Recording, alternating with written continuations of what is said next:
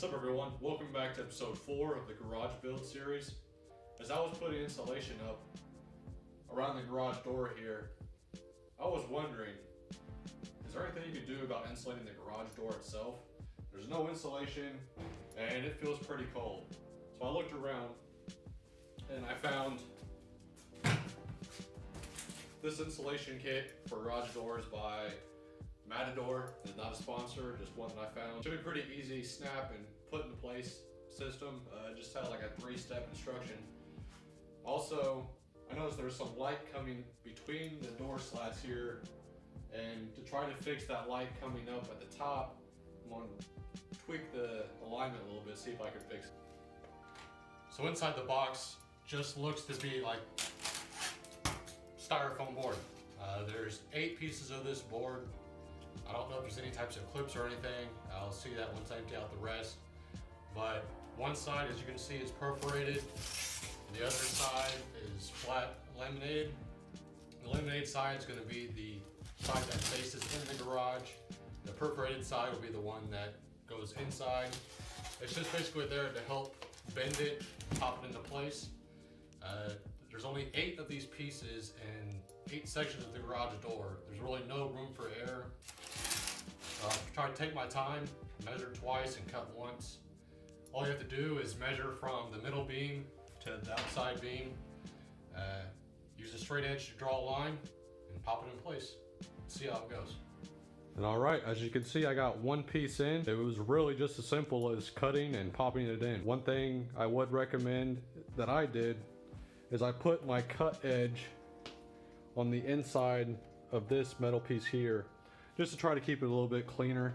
That way the factory straight line is along the side that you'll actually see, and turns out it's not as straight as I thought it would be, as some of the laminate didn't cut very straight from the factory. I think it turned out pretty good. I used a pin to draw my line on the styrofoam.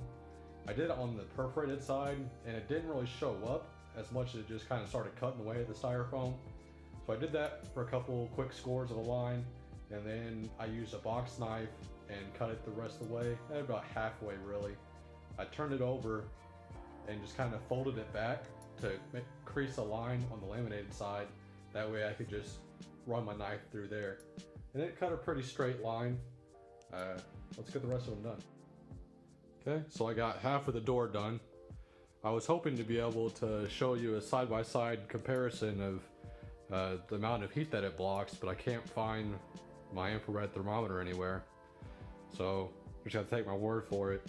If I go up to it and feel the insulation, I mean, it just feels like the inside room temperature here.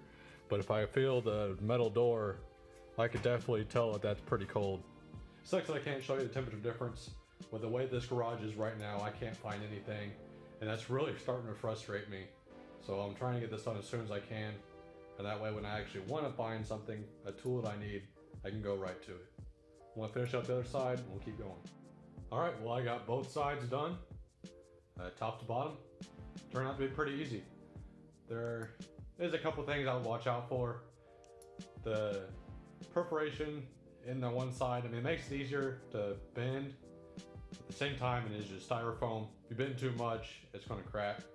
It was making some noises I didn't really like when I put it in there. I know they're probably broke in some areas, but it got in. You don't want to try to break those too much though, because it is kind of like a retention that holds it in there. Make sure you cut the sizes exactly. There aren't any clips or anything to hold it in, so I kind of cut it right on the edge of what needs to be and got a pretty snug fit inside. They don't move side to side. All in all, I think it turned out good. Now let's get it realigned.